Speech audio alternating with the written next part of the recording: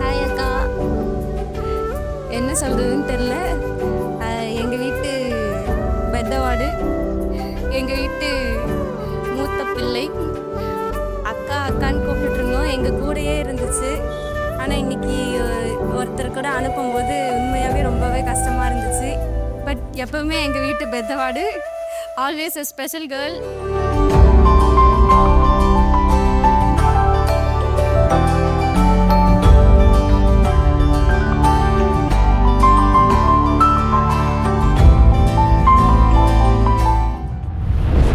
அக்காவை பற்றி சொல்லணுன்னா ஒன்றும் பெருசாக இல்லை.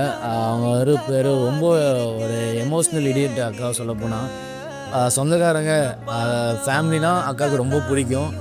அது மாதிரி ஒரு ஃபேமிலியில் தான் அக்கா வந்து இப்போ நாங்கள் கொடுக்குறோம். மூச்சவ பேச்சவ பேசணும் அழகவ எனக்குள்ள கலக்குற ஆக்சிஜன் அளவவ யாரவ யாரவ 100க்கு 100 அவதான் என்னவளா.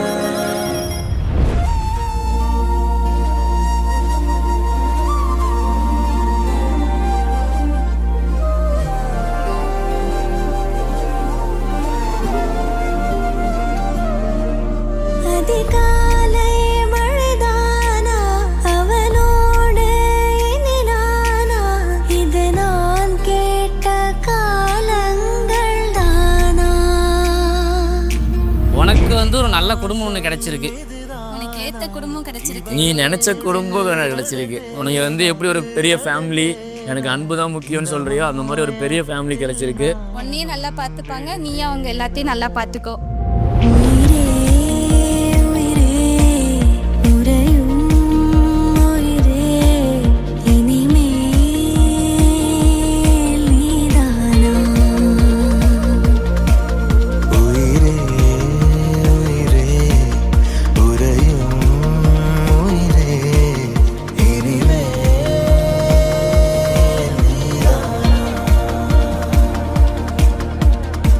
உனக்கு தம்பி எத்தனை பேர் இருக்காங்க, அண்ணன் ஒருத்தர் இருக்கான், தங்கச்சி இருக்காங்க, எல்லாருமே உன்னை நல்லா பார்த்துப்பாங்க. அதை விட உனக்கு பெரிய ஃபேமிலி, அவங்க வந்து உங்களை நல்லா பார்த்துப்பாங்க. எங்களுக்கு நம்பிக்கை ரொம்ப இருக்குது.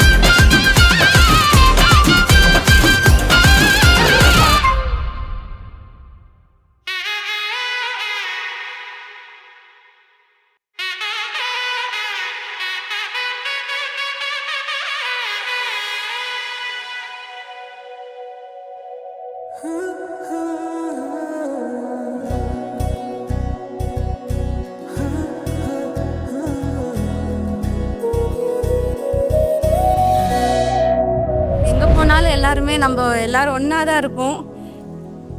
ஆமாம், சீசன் எமோஷ்னல் இடியட் அண்ட் பாசம்னு வந்துட்டா எல்லாமே கொடுத்துருவாங்க. ஆமாம், ரொம்ப பாசக்காரங்க, நல்லா இருப்பாங்க. எல்லாரும் பத்திரமா பார்த்துக்குங்க. எங்கள் வீட்டு செல்ல பிள்ளை பெத்தவாடு, உண்மையாக அதை நாங்கள் மிஸ் பண்ணுவோம்.